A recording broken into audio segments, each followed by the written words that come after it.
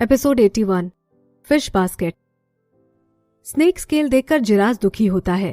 फिर वो निया के हाथ से चाकू छुड़ा लेता है और बोलता है, ये मुझे काटने दो और तुम उधर कोने में बैठ जाओ। निया मुस्कुरा कर बोलती है, थैंक यू। निया की बड़ी आंखें बेहद सुरमई थीं, जिसकी वजह से वो बच्चों जैसी मासूम दिख रही थी। वहां जंगल में बैम्बू की खुशबू हवा में ऐसे फैल गई थी जैसे जंगल में किसी लड़की की भीनी भीनी खुशबू फैली हो।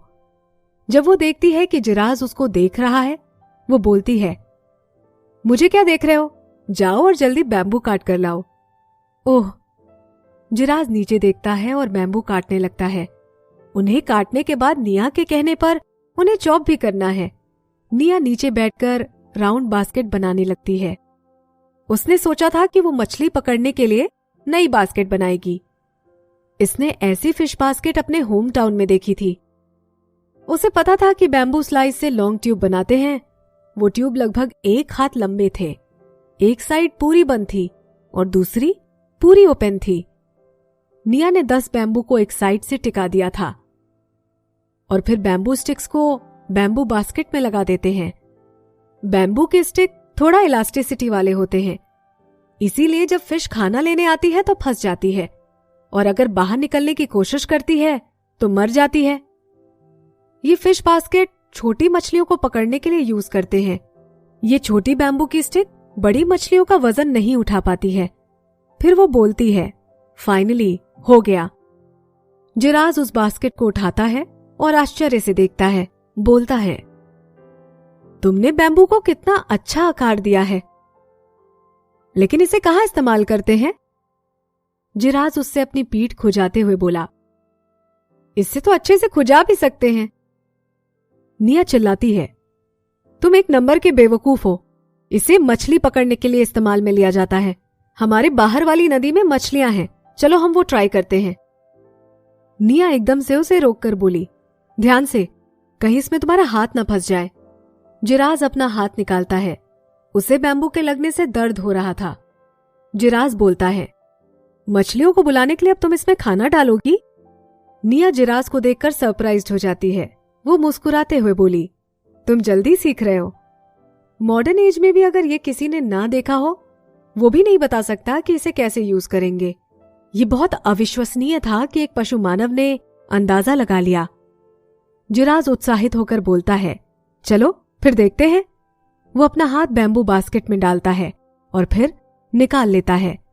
वैसे जिराज का पूरा हाथ अंदर नहीं जाता है। जब वो घर पहुंचे, निया की इंस्ट्रक्शन फॉलो करके जिराज ने कुछ फ्रॉग पकड़े, फिर उनको मारकर उन्हें फिर बास्केट में डालकर उसे नदी में डाल देते हैं। निया वहां बैठकर बोलती है, पता नहीं अब फिश इसमें कैसे आएगी। उन दोनों की परछाई नदी में दिखाई दे रही थी। जिराज निया के बाल पकड़ते हुए बोला, मुझे पता है, फिश जरूर आएगी। एपिसोड 82 नागाल की वापसी। 2 घंटे बाद निया स्नेक स्किन पहन लेती है और बास्केट को चेक करने नदी में जाती है। उस बास्केट में कुछ हिलता हुआ दिखाई देता है। निया खुश हो जाती है। वो बोलती है, इसमें फिश है। जिराज जो पेड़ के नीचे सो रहा था, निया की आवाज सुनकर उठ जाता है। जब वो निया को पानी में देखता है तो वो भी अंदर कूद जाता है। जिराज निया को ऊपर खींचते हुए गुस्से से बोलता है, तुम अभी भी अस्वस्थ हो, तुम अंदर क्यों उतरी? जब जिराज उसका हाथ पकड़ता है तो उसे दर्द होता है। जब वो देखता है कि निया ने स्नेक स्किन पहन रखा है तो उसे फिर से जलन होने लगती है। वो उसे उठाकर फिर घर पर ले आता है। निया उसके कंधे पर थप्पड़ मारकर और पैर हवा में हिलाकर बोलती है, तुम्हारा कंधा मेरे पेट से टकरा रहा है और मेरा पेट दर्द हो रहा है। घर के अंदर आने के बाद ही वो निया को नीचे उतारता है। फिर वो नाखुश होते हुए बोला, तुम यहीं आराम करो, फिश बास्केट में ही रख दूंगा। उसे पीरियड्स के टाइम पर पानी में नहीं जाना चाहिए था। निया को पता था कि वो गलत है, इसलिए वो कुछ नहीं बोलती है। जिराज के जाने के बाद वो बेडरूम में जाती है और फिर से एनिमल स्किन से बने कपड़े पहनती है। फिर वो अपनी कॉटन भी चेंज करती है।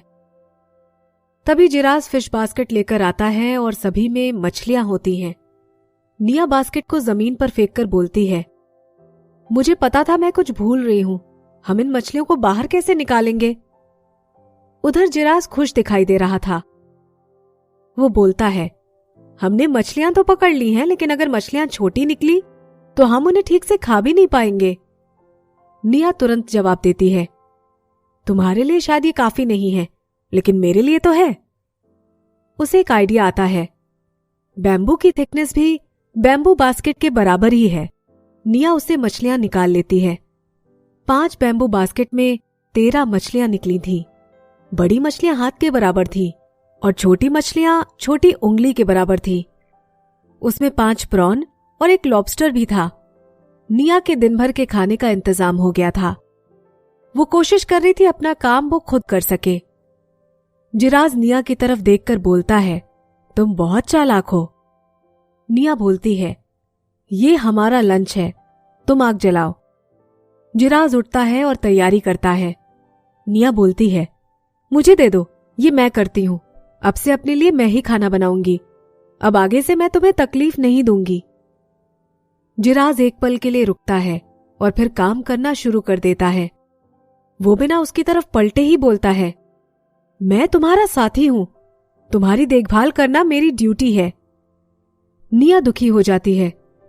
उसे जो बोलना था वो सब बोल चुकी थी और उन्हीं बातों को दोहराने का कोई मतलब नहीं है। जिराज छोटा था तो वो बात को थोड़ा खींच सकती थी। जब जिराज आग जलाता है, निया नदी पर जाकर मसाले तैयार करती है। वो मछलियां छोटी हैं तो वो बारबेक्यू नहीं हो सकती हैं। पहले जैसे निया ने खाना बनाया था, जिराज भी उसी तरफ 2 पत्थर रख उसका स्टोव बनाकर आग जलाता है और फिर उस पर स्टोन पॉट रख देते हैं। जब निया लौटती है तब वो पॉट गर्म हो चुका था। जिराज इशारा करके बोलता है, जल्दी मुझे विलो ब्रांच दो। वो नोटिस नहीं कर पाती है कि अचानक उसकी ताकत बढ़ गई थी और वो बिना किसी हेल्प के विलो ब्रांच भी ले आई। वो विलो ब्रांच तोड़कर तेल में डाल देता है। फिर जिराज और निया दोनों आश्चर्यचकित हो जाते हैं। जिराज निया की तरफ देखकर बोला, तुमने कभी इन्हें तोड़ा है? निया बोलती है, मैंने इन्हें तोड़ा है? मुझमें कब से इतनी स्ट्रेंथ आ गई है? निया को कमजोरी महसूस होती है और वो नीचे बैठ जाती है। जिराज जोर से बोलता है, निया, और दौड़कर उसे पकड़ लेता है। नदी के बीच में खड़ा एक लाल बालों वाला आदमी उन्हें देख रहा था। पानी की परत से वो काला और लाल रंग का शरीर साफ दिखाई दे रहा था। एपिसोड 83, नागाल से सामना। वो नाग मानव तैरकर किनारे पर आता है। उसकी पूंछ अपने पीछे जमीन पर एक गीली लाइन बना रही थी। उससे वो स्टोन पॉट टूट जाता है और उसमें से धुआं उठने लगता है। जिराज हांफते हुए निया को गले लगा रहा था। वो किसी दूसरे मेल के मुकाबले ज्यादा नर्वस था, लेकिन वो नकली मुस्कुराकर अपने आप को रिलैक्स बता रहा था। वो बोलता है, ये पशु नगर है। यहां से अगर तुम निया को छीन कर ले जाना भी चाहोगे तो नहीं ले जा सकोगे। नागाल ऐसे दिखाता है जैसे उसने कुछ सुना ही नहीं था। उसके पास सफेद कपड़ों का ढेर भी था। जब वो रेंगते हुए उनकी तरफ आ रहा था तब वो सीधा देख रहा था। वो पशु मानव गुस्से में उसके पास जाता है और उसे घेर लेता है। जिराज का शरीर मानो डर से कांप रहा था और उसके सर पर लगा फर भी लाल हो गया था। ऐसा लग रहा था जैसे उनके पास रखा पॉट टूट गया, वैसे वो भी टूट जाएगा। नागाल रेंगता हुआ स्टोन हाउस के दरवाजे पर आ जाता है और वो निया को घूरने लगता है। निया को जिराज की बाहें और भी छोटी दिखाई दे रही थी। अचानक निया में हिम्मत आ जाती है। पता नहीं किस वजह से उसके अंदर इतनी एनर्जी आ गई थी और फिर जैसे ही वो बाहर निकलती है वो ढह जाती है। फिर जब वो वापस रियलिटी में आती है तो उसे पूरा एटमॉस्फेयर भारी लगता है। वो अभी भी शॉक में थी और बाहर देखती है। उसकी नजरें नागाल से मिलती हैं। सूरज की रोशनी से उसकी आंखें छोटी हो जाती हैं। वो नागाल को देखते हुए बोली, नागाल? उसे ऐसा फील हो रहा था जैसे वो फिर से उन घने जंगलों में आ गई हो। उसके सीने में दर्द होने की वजह से वो जिराज से और भी नजदीक चिपक जाती है। जिराज उसे और कसकर गले लगाता है। नागाल अपनी नजरें नीचे करता है और झुककर कपड़े दरवाजे पर रख देता है। फिर वो जैसे ही पलटने जाता है वो जिराज से बोलता है, इसके लिए खाने पर ध्यान देना। फिर वो नदी की तरफ रेंगने लगता है और जिन पशु मानव ने उसे घेर रखा था वो भी पीछे हट जाते हैं। जिरास को अचानक याद आता है कि उसका पॉट जल गया है। वो चिल्लाता है और निया को उठाकर एक हाथ से लकड़ियां हटाता है। निया ने जब देखा कि नागाल को कैसे घेर रखा था तो उसे उसके लिए चिंता होने लगती है। जब एक बेघर पशु मानव पशुनगर आता है तो क्या ये लोग उसे मिलकर मारेंगे? जब तक नागाल नदी में नहीं जाता है वो लोग सिर्फ उसे देख रहे थे। फिर सभी पशु मानव अपने अपने काम पर चले जाते हैं। नागाल पानी में तैरते हुए नगर से बाहर निकल जाता है। वहां की नदी की वजह से ही वो नगर में आ पाया था, लेकिन अपने साथ निया को भी ले जाना चाहता हो तो वो नामुमकिन था, क्योंकि फीमेल्स ज्यादा देर तक अपनी सांस रोककर नहीं रख सकती। निया को चाहने वाले चीते सही थे, वो निया को अपने साथ नहीं ले जा सकता था। तो क्या वो निया की दूर से ही रक्षा करेगा?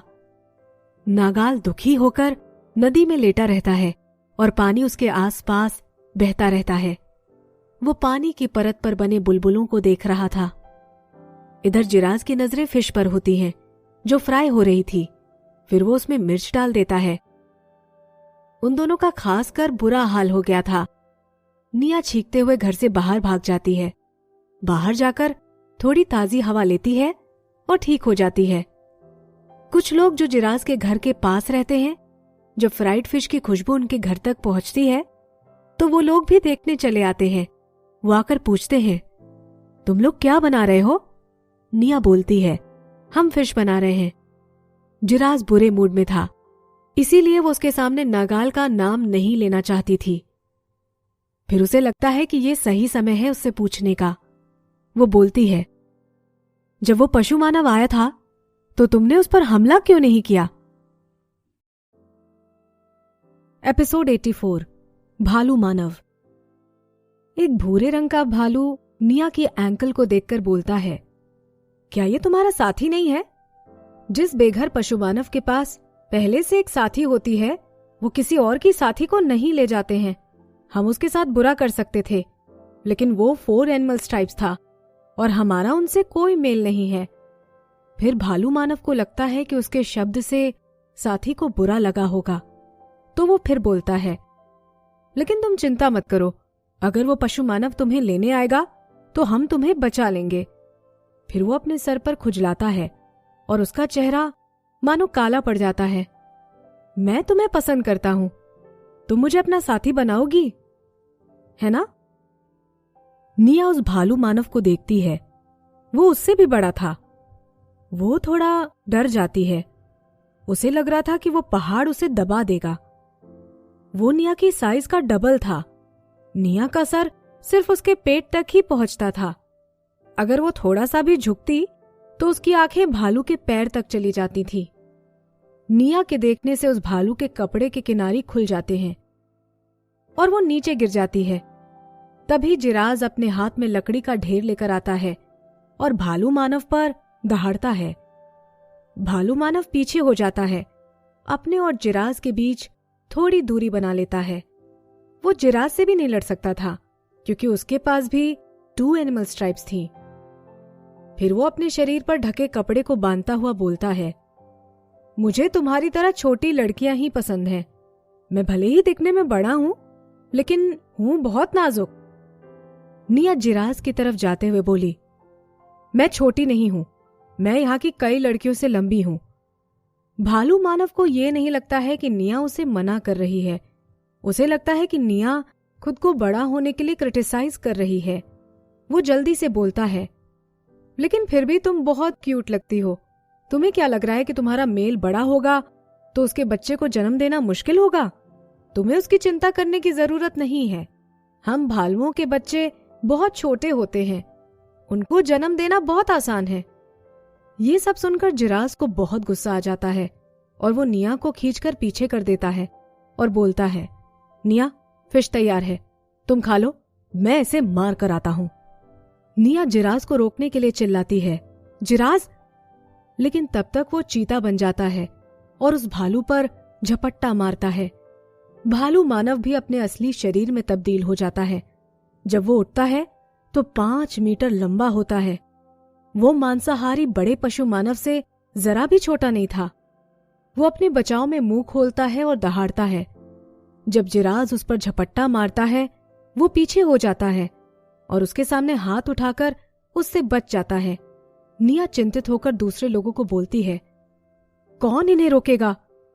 तभी एक बाघ मानव बोलता है, लेकिन इन्हें रोकना क्यों है? क्या तुम फीमेल्स को अच्छा नहीं लगता किसी मेल को अपने लिए लड़ता देखकर? अगर तुम भालू मानव को एक्सेप्ट भी कर लेती हो तो भी ये लोग अपना रुतबा दिखाने के लिए लड़ेंगे। निया चुप हो जाती है। निया उनको देखते हुए बोली, तो फिर लड़ते हुए ये लोग मरेंगे नहीं, है ना? वो बाघ निया को शांत करते हुए बोलता है, उन्हें पता है कि उन्हें कहाँ रुकना है। आसपास के पशु मानव भी निया को समझाते हैं, तुम चिंता मत करो, मैं तुम्हारी मदद करने के लिए उन पर नजर रखूंगी। हाँ हाँ, वहां के मेल्स इतने फ्रेंडली थे कि निया उनको हैंडल नहीं कर पा रही थी। निया को यह जानकर शांति मिलती है कि जिराज उसे हार्म नहीं पहुंचाएगा।